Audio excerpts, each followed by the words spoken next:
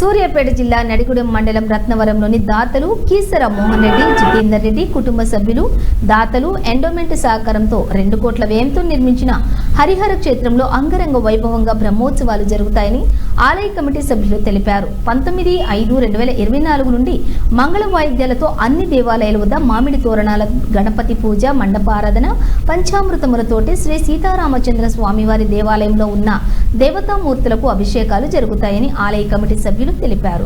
కార్యక్రమాలు వేదమూర్తులైన పండితులచే అంగరంగ వైభవంగా జరపబడును.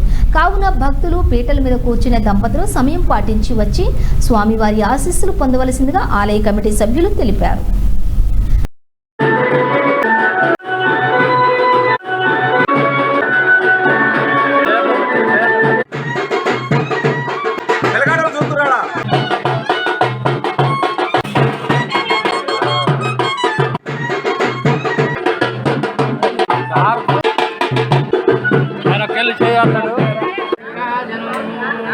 అనగా ధ్యానం